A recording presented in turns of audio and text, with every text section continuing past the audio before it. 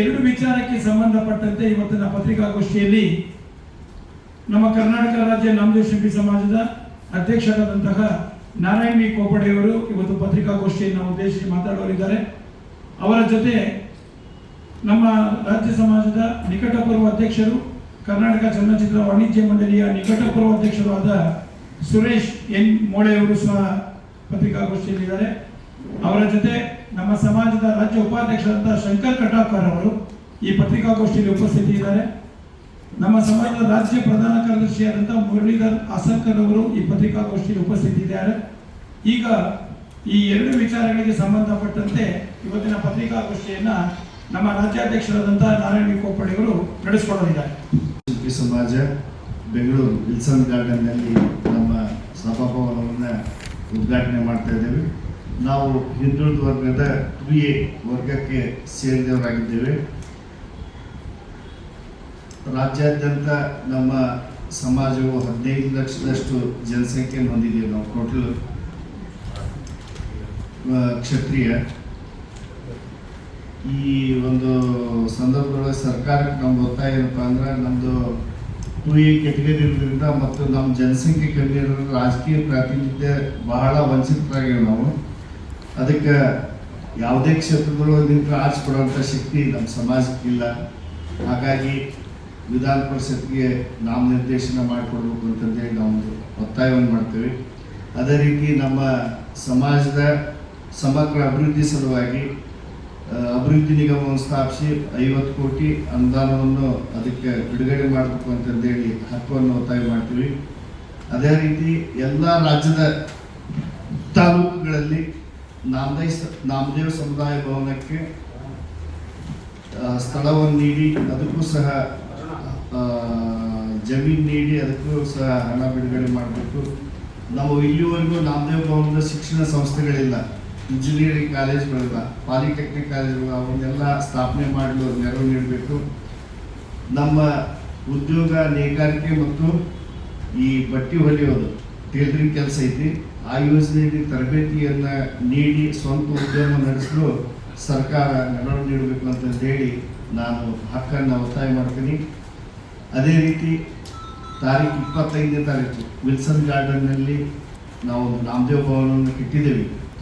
ಅದರ ಉದ್ಘಾಟನೆಯನ್ನು ಜನಪ್ರಿಯ ಮುಖ್ಯಮಂತ್ರಿಗಳಾದಂಥ ಸನ್ಮಾನ್ಯ ಶ್ರೀ ಹಿಂದುಳಿದ ವರ್ಗಗಳ ನೇತಾರರು, ನಮ್ಮ ಸಮಾಜದ ಅಭಿವೃದ್ಧಿ ಅಧಿಕಾರರಾದಂಥ ಸನ್ಮಾನ್ಯ ಶ್ರೀ ಸಿದ್ದರಾಮಯ್ಯನವರ ಅಮೃತ ಹಸ್ತದಿಂದ, ಮುಖ್ಯಮಂತ್ರಿಗಳ ಅಮೃತ ಹಸ್ತದಿಂದ ನೆರವೇರಿಸಲಿದ್ದೇವೆ.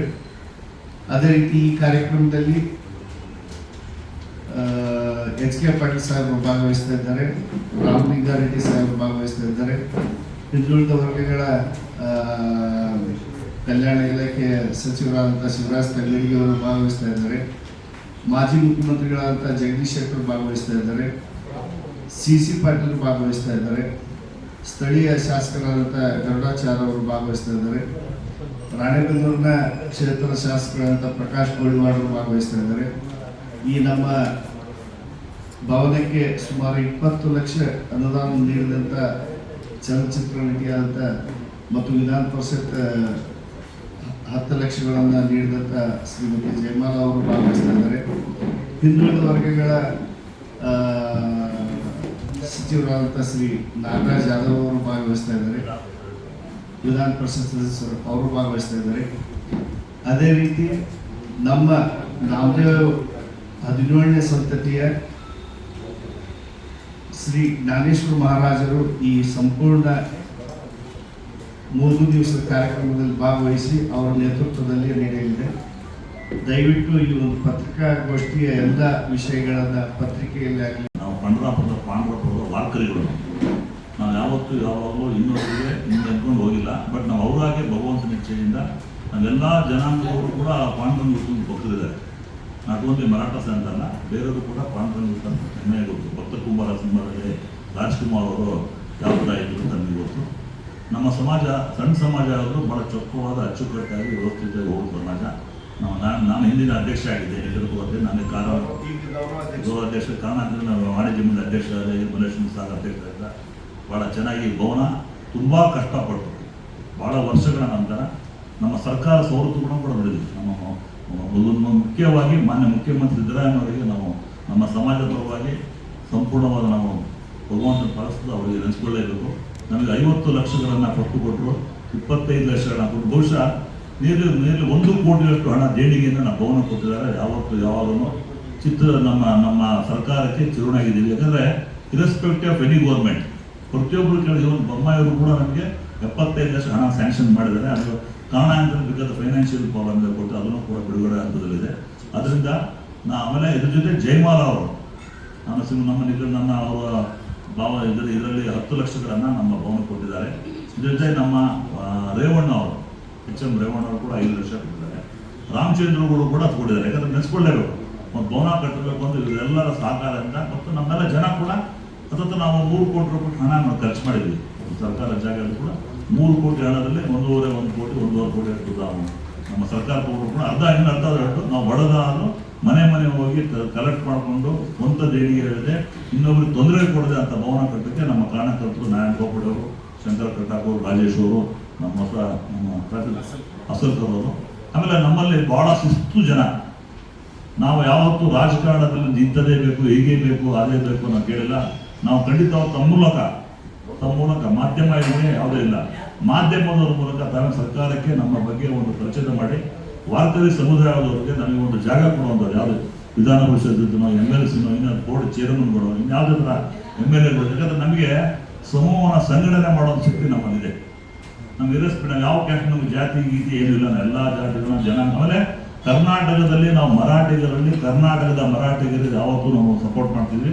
ನಾವು ಕನ್ನಡಿಗ ಮರಾಠಿಗರು ಅದನ್ನು ಮಾಡ್ತಾರೋ ತಪ್ಪು ಅಂತ ಕೂಡ ಯಾವತ್ತೂ ಕನ್ನಡದ ನೆಲ ಜಲ ಭಾಷೆ ವಿಚಾರದಲ್ಲಿ ನಾವು ಸಪೋರ್ಟ್ ಮಾಡ್ಕೊಂಡು ಮುಂದೂ ಕೂಡ ಸಪೋರ್ಟ್ ಮಾಡ್ತೀವಿ. MUS ಮಾಡೋದಕ್ಕೆ ನಾನು ಈಗಾಗಲೇ ಪತ್ರಿಕಾಗೋಷ್ಠಿ ಹೇಳಿದೆ, ಮಾಡ್ತಾರೆ ಧಿಕ್ಕಾರ ಕೂಡ ಹೇಳಿದೆ. ಅಂತ ಸಂದರ್ಭ ಬಂದಾಗ ನಾವು ಕೂಡ ಕನ್ನಡಿಗರದ ನಾವು ಮರಾಠಿಗರು ನಮ್ಮನೆ ಭಾಷೆಗಳು ನಮ್ಮನೇಲಿ ಮಾತಾಡ್ತಾರೆ ಹೊರತು ನಾವು ಹೊರಗಡೆ ಬಂದಾಗ ಕನ್ನಡಿಗರು ಅಂತ ವಿಚಾರ ಹೇಳ್ತಾ ಮತ್ತೊಮ್ಮೆ ತಮ್ಮೆಲ್ಲರ ಸಹಕಾರ ನಮ್ಮ ಭವನಗಳಿಗೆ ಅವತ್ತು ಮುಖ್ಯಮಂತ್ರಿಗಳು ಸಾಕಷ್ಟು ಗಣ್ಯ ವ್ಯಕ್ತಿಗಳು ಬರ್ತಾರೆ. ತಾವು ಕೂಡ ನಮಗೆ ಮಾಧ್ಯಮದ ಮೂಲಕ ನಿಮ್ಮ ಪ್ರಿಂಟ್ ಮೀಡಿಯಾದ ಮೂಲಕ ಇರೋದು ಪಾಂಡುರಂಗ ಇರ್ತೀನಿ ರಾಮದೇವರ ನಿಮ್ಮ ಒಂದ್ಸಲ ಇದಕ್ಕೆ ಹೋಗಿದ್ದೆ ಅಮೃತ್ಸರಿಗೆ. ನಾವು ಪಾಂಡ್ರಪುರದ ವಾರ್ತೆಯಿಂದ ನನಗೆ ಅದು ಕ್ಯೂನಲ್ಲಿ ನಿಲ್ಲಿಸಲಿಲ್ಲ. ಅವರು ಸಿಕ್ಕ ಜನಾಂಗದವರು ಕೂಡ ನಮಗೆ ಡೈರೆಕ್ಟಾಗಿ ಮುಂದೆ ಯಾಕಂದ್ರೆ ನಾಮದೇವರ ಬಗ್ಗೆ ಅಷ್ಟು ದೊಡ್ಡ ಗೌರವ ಇದೆ. ಅದರಿಂದ ನಮಗೆ ಯಾವುದೇ ಥರ ಜಾತಿ ಇಲ್ಲ. ಅದನ್ನು ನಾವು ಆ ಸಂತತಿರುವುದರಿಂದ ತಮ್ಮ ಮೂಲಕ ಮಾಧ್ಯಮದ ಮೂಲಕ ಇವತ್ತು ಭಕ್ತಿ ಪರಂಪರೆಯ ಸಂತ ಪರಂಪರೆಯ ಸಮಾಜ.